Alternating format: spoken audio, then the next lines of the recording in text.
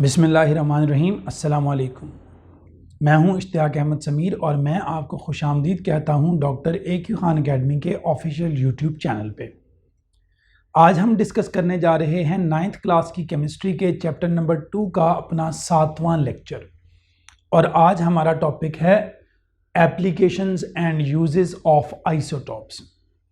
Radio isotopes के इस्तेमालात, radio isotopes की applications के रेडियो आइसोटॉप्स हमारी ज़िंदगी के अंदर ज़्यादातर कहाँ कहाँ इस्तेमाल होते हैं और उनकी चंद एक मिसालें। रेडियो आइसोटॉप्स ऐसे आइसोटॉप्स को कहा जाता है जो अनस्टेबल होते हैं और रेडिएशंस खारिज करते हैं, different beta radiations, gamma radiation etcetera. तो मुख्तलिफ तरह की शुआएँ खारिज करने वाले अनस्टेबल आइसोटॉप्स को हम कहते हैं रेडियो आइसोटॉप्स। इस टॉपिक के अंदर हम डिफरेंट रेडियो आइसोटॉप्स के इस्तेमालात या उनकी एप्लीकेशंस पढ़ेंगे। रेडियो आइसोटॉप्स को मुख्तलिफ फील्ड्स के अंदर यूज़ किया जाता है। रेडियो आइसोटॉप्स जिस फील्ड में सबसे ज़्यादा इस्तेमाल होते हैं वो है मेडिसिन की फील्ड।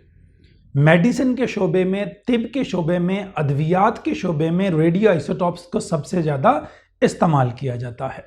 इसके अलावा कुछ और शोबा जात के अंदर भी रेडियो आइसोटॉप्स को यूज़ किया जाता है। तो चंद एक के बारे में हम ब्रीफ सा इंट्रोडक्शन पढ़ेंगे। तो स्टार्ट करते हैं पहले यूज़ से। रेडियो आइसोटॉप्स का जो पहला यूज़ है वो है रेडियोथेरेपी के अंदर। Radiotherapy is basically the treatment of cancer. Cancer का रेडिएशंस के ज़रिए इलाज, इसको हम लोग कहते हैं रेडियोथेरेपी। कैंसर के बारे में आप लोगों को मुख्तसर सा बताता चलूं कि आप सारे बच्चे जानते होंगे कि हमारी बॉडी जो है it is basically made up of cells. हमारी बॉडी के जो बेसिक स्ट्रक्चरल या फंक्शनल यूनिट होते हैं, जिन यूनिट से, जिन पार्ट से हमारी बॉडी बनती है और जो हमारी बॉडी के डिफरेंट फंक्शंस या काम परफॉर्म करते हैं, वो बुनियादी तौर पर सेल्स कहलाते हैं। सेल्स हमारी बॉडी में बनते भी रहते हैं और टूटते भी रहते हैं।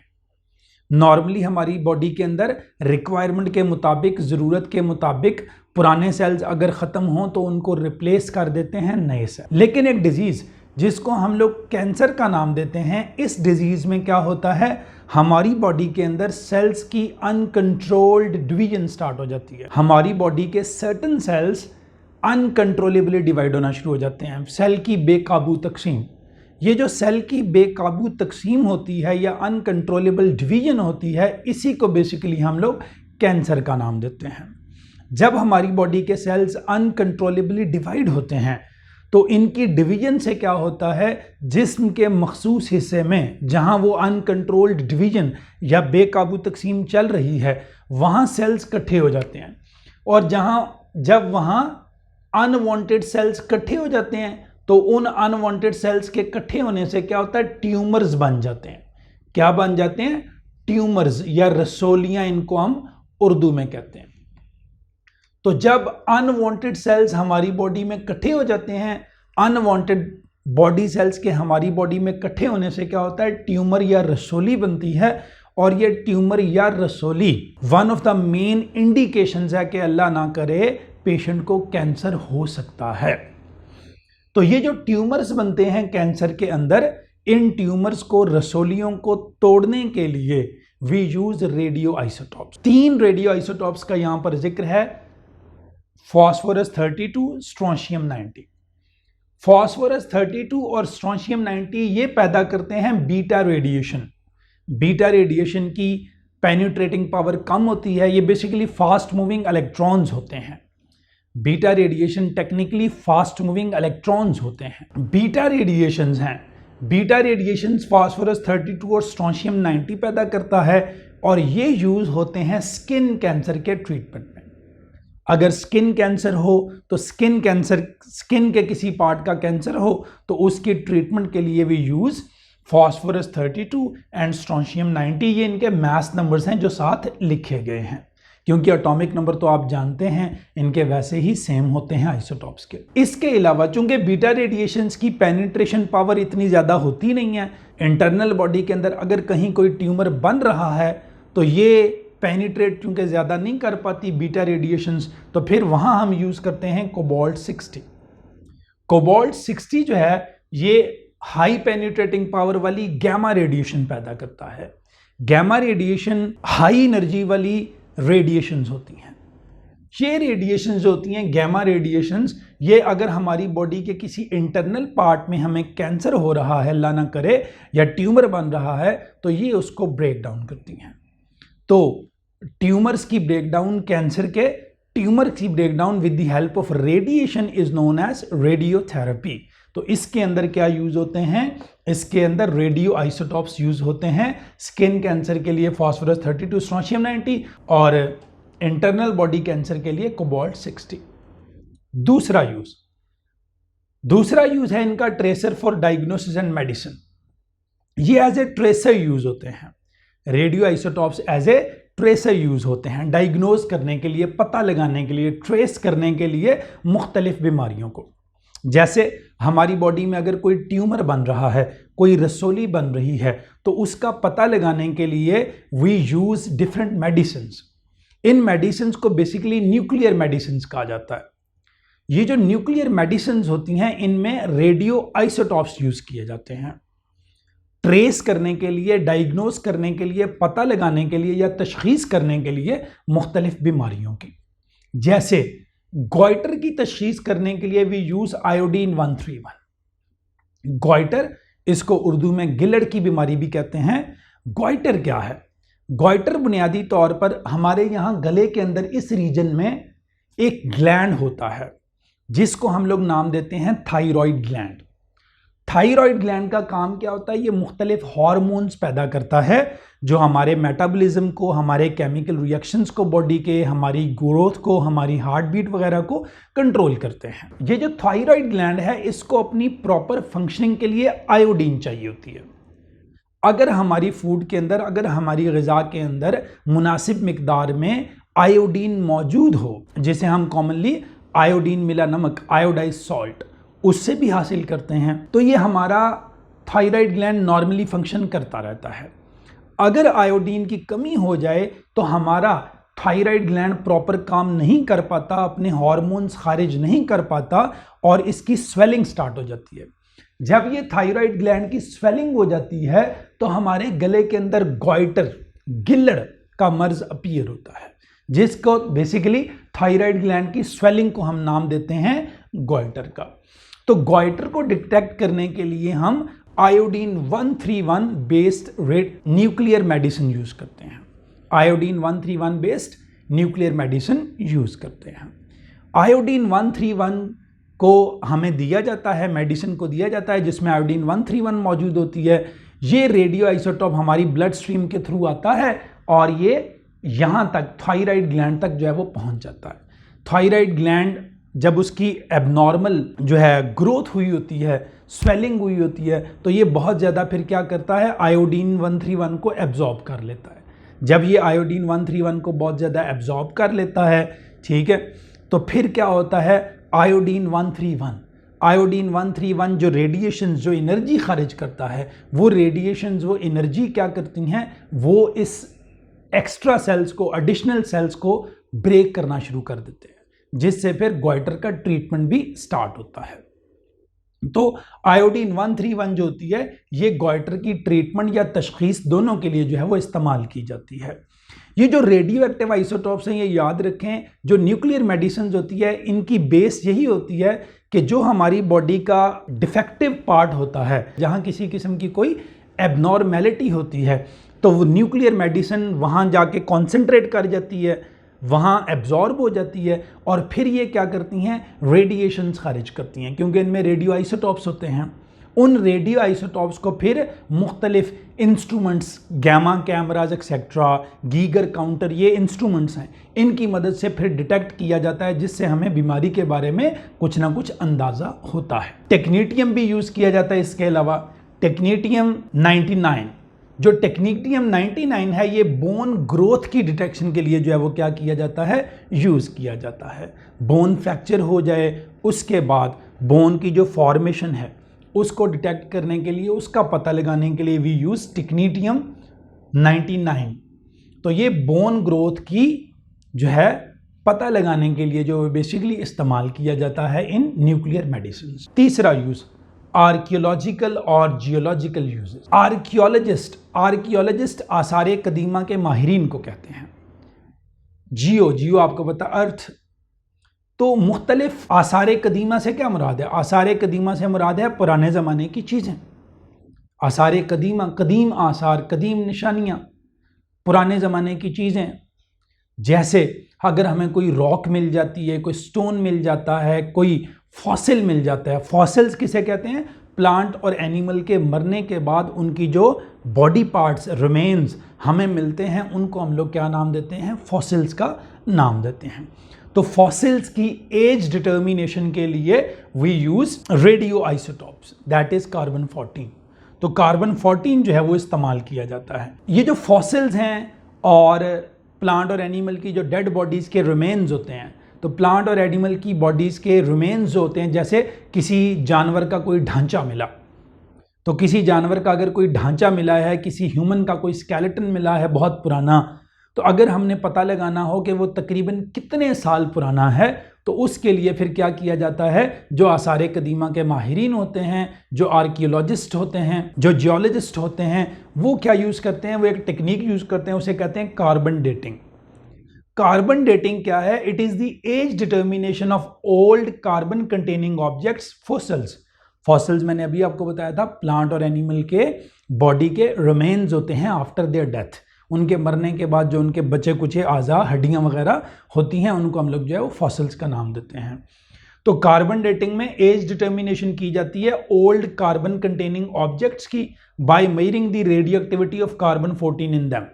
उनके अंदर कार्बन 14 की अमाउंट को, रेडियो एक्टिविटी को चेक करके। ये किस तरह किया जाता है? देखिए, मैं आपको एक मिसाल से समझाता हूँ। फर्ज कीजिए एक जिंदा जानदार के अंदर, उसकी हड्डियों के अंदर या उसकी बॉडी के अंदर जो कार्बन 14 की मिकदार है वो फिक्स्ड है। Let's suppose it is 100 gram, it is 100 ग्राम। तो एक खास ऑर्गेनिज्म के अंदर, उसकी बॉडी के अंदर कार्बन 14 की एक खास मिकदार होती है।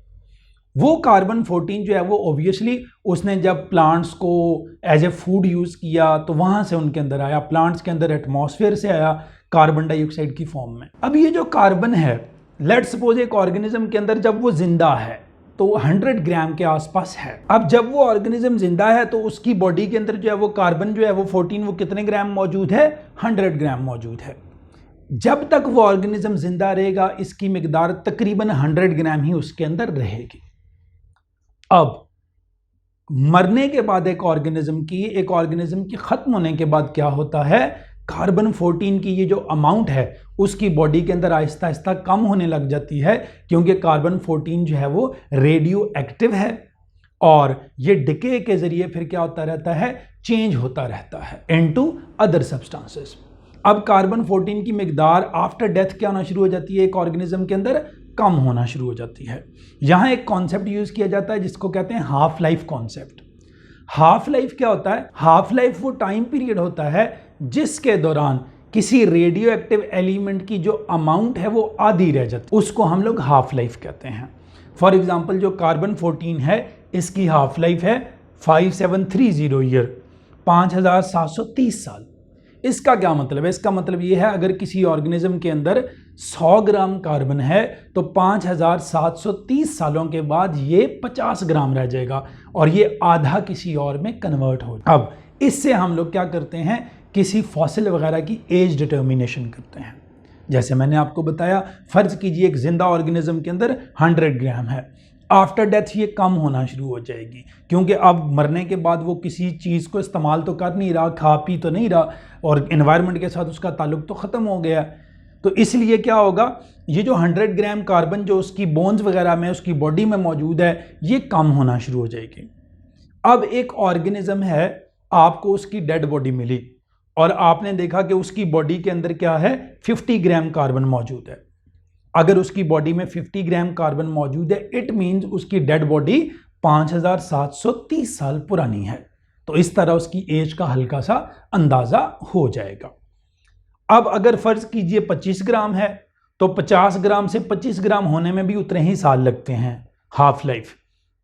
तो इसको और इसको ऐड कर लें तो 5730 प्लस 5730 दो हाफ लाइफ गुजर चुकी हैं, तो इसका टाइम जो है वो तकरीबन आपके सामने 11,500 साल के आसपास कुछ आ जाएगा। इसी तरह अगर वो 25 ग्राम नहीं है, 12.5 ग्राम के आसपास है, 12.5 ग्राम के आसपास है, इट मीन्स उसकी एक हाफ लाइफ और गुजर चुकी है। तो हाफ लाइफ, 3 हाफ लाइफ गुजरने का मतलब है 3 मल्टीप्लाई करें 5730 से, तो इस तरह आपको आइडिया हो जाएगा उस ऑर्गेनिज्म की बॉडी के बारे में कि वो कितनी पुरानी है, उसका फॉसिल कितना पुराना है। इसको हम half life method carbon dating इसको हम कहते हैं, जिसमें हम हाफ लाइफ का कॉन्सेप्ट इस्तेमाल करते हैं। नेक्स्ट, केमिकल रिएक्शन और स्ट्रक्चर डिटर्मिनेशन। इसके अंदर अगर हमने किसी कंपाउंड के स्ट्रक्चर को या किसी केमिकल रिएक्शन के मैकेनिज्म को, तरीकाकार को समझना है, तो उसके लिए हम क्या इस्तेमाल करते हैं, उसके लिए भी हम जो है वो रेडियो एक्टिव आइसोटॉप्स यूज करते हैं। जैसे कार्बन 14 को यूज किया जाता है फोटोसिंथेसिस के मैकेनिज्म को समझने के लिए। फोटोसिंथेसिस आपको पता है ऐसा तरीकाकार होता है जिसके अंदर प्लांट्स हवा से कार्बन डाइऑक्साइड लेते हैं, ज़मीन से पानी लेते हैं और अपने लिए अल्टीमेटली ग्लूकोज तैयार करते हैं। तो प्लांट्स जब ज़मीन से पानी, हवा से कार्बन डाइऑक्साइड लेते हैं तो उनको मिलाकर अल्टीमेटली अपने लिए ग्लूकोज बनाते हैं। अगर हम ये पता लगाना चाहते हैं कि ग्लूकोज किन किन स्टेप्स के थ्रू अल्टीमेटली फॉर्म हुआ, तो उसके लिए हम लोग क्या करते हैं, उसके लिए एक टेक्निक यूज करते हैं जिसे हम लोग कहते हैं रेडियो एक्टिव लेबलिंग। हम क्या करते हैं, हम कार्बन डाइऑक्साइड ऐसी तैयार करते हैं जिसमें कार्बन 14 वाला आइसोटॉप हो। चूंकि कार्बन 14 अनस्टेबल है, रेडियो एक्टिव है, रेडिएशन खारिज करेगा, तो हम इसको डिटेक्ट करते रहेंगे कार्बन डाइऑक्साइड के अंदर। चूंकि ये मौजूद है तो हम ऐसी कार्बन डाइऑक्साइड तैयार करेंगे जिसमें हम कार्बन का हैवियर आइसोटॉप कार्बन 14 यूज करेंगे और उस कार्बन 14 वाली कार्बन डाइऑक्साइड को प्लांट को प्रोवाइड कर देंगे। प्लांट वाटर एब्जॉर्ब करेगा, अपनी फोटोसिंथेसिस स्टार्ट कर देगा और हम डिटेक्ट करते रहेंगे कि ये कार्बन जो हमने उसको दी थी in the form of carbon dioxide, वो किन किन स्टेप्स, किन किन मॉलिक्यूल्स के थ्रू होती हुई अल्टीमेटली ग्लूकोज में कन्वर्ट हुई है। किस में कन्वर्ट हुई है? ग्लूकोज में कन्वर्ट हुई है। तो हम रेडियो एक्टिव कार्बन डाइऑक्साइड जो हमारी है, जिसको हमने लेबल किया हुआ था विद कार्बन 14, यानी कि कार्बन 14 वाली जो हमारे पास कार्बन डाइऑक्साइड थी, हम उसको डिटेक्ट करते रहेंगे, उसकी प्रेजेंस को डिटेक्ट करते रहेंगे और उसकी डिटेक्शन से हमें पता लगता जाएगा कि किस तरह अल्टीमेटली वो कार्बन डाइऑक्साइड जो है वो वाटर के साथ मिलकर ग्लूकोज में कन्वर्ट हुई है। नेक्स्ट, लास्ट यूज है पावर जनरेशन में। रेडियो आइसोटॉप्स का यूज पावर जनरेशन में, यानी कि बिजली बनाने में। रेडियो आइसोटॉप्स को इलेक्ट्रिसिटी प्रोड्यूस करने के लिए भी यूज किया जाता है। इसके लिए हम जो सबसे कॉमनली आइसोटॉप यूज करते हैं वो यूरेनियम का 235 है। यूरेनियम का एटॉमिक नंबर आप जानते हैं 92, मास नंबर 235। हम यूरेनियम के ऊपर क्या करते हैं, न्यूट्रॉन्स की बम्बार्डमेंट करते हैं। न्यूक्लियर रिएक्टर्स के अंदर यूरेनियम के ऊपर न्यूट्रॉन्स की बमबारी की जाती है, बम्बार्डमेंट की जाती है। उससे क्या होता है, यूरेनियम का फिशन हो जाता है। Fission mean break down. Nuclear fission एक ऐसा प्रोसेस होता है जिसके अंदर एक बड़े एटम को तोड़ा जाता है इनटू स्मॉलर एटम्स। इसको हम लोग नाम देते हैं न्यूक्लियर फिशन। तो हम यूरेनियम 235 के ऊपर न्यूट्रॉन्स की बमबारी करते हैं, यूरेनियम 235 टूट जाता है बैरियम और क्रिप्टॉन में। बैरियम का atomic number 56, mass number 139, krypton का 36, 94 और 3 न्यूट्रॉन्स पैदा होते हैं और इसके अलावा बहुत सारी एनर्जी प्रोड्यूस होती है जिसको हम एटॉमिक एनर्जी या न्यूक्लियर एनर्जी कहते हैं। ये जो एटॉमिक एनर्जी या न्यूक्लियर एनर्जी है जो प्रोड्यूस होती है by the fission of uranium 235, इसको हम यूज करते हैं for the purpose of producing electricity. कैसे? इस एटॉमिक एनर्जी को या न्यूक्लियर एनर्जी को यूज किया जाता है to convert water into steam. तो इसकी मदद से पानी को भाप में बदला जाता है। उस स्टीम या भाप की मदद से टरबाइन्स चलाई जाती हैं। उन टरबाइनों को कनेक्ट किया जाता है विद जनरेटर्स। जनरेटर्स क्या करते हैं, इलेक्ट्रिसिटी फिर जनरेट करते हैं। तो एटॉमिक एनर्जी से पानी को भाप में तब्दील किया जाता है, उनसे टरबाइंस चलाई जाती हैं, टरबाइंस कनेक्टेड होती हैं जनरेटर के साथ, और जनरेटर क्या करते हैं, फिर इलेक्ट्रिसिटी प्रोड्यूस करते हैं, बिजली बनाते हैं। इस तरह हम यूरेनियम 235 से इलेक्ट्रिसिटी प्रोड्यूस करते हैं। ये था हमारा आज का lecture about the uses and applications of radio isotopes. उम्मीद है हमारा आज का लेक्चर आपको पसंद आया होगा। अगर हमारा आज का लेक्चर आपको पसंद आया है तो हमारे इस चैनल को लाइक करना, सब्सक्राइब करना और शेयर करना हरगिज़ मत भूलिएगा, ताकि हमारी हौसला अफजाई हो सके और हम आपके लिए नए से नए लेक्चर्स ला सकें। इश्तियाक अहमद समीर को इजाज़त दीजिए। आपका बहुत बहुत शुक्रिया। अल्लाह हाफिज़। अस्सलामु अलैकुम।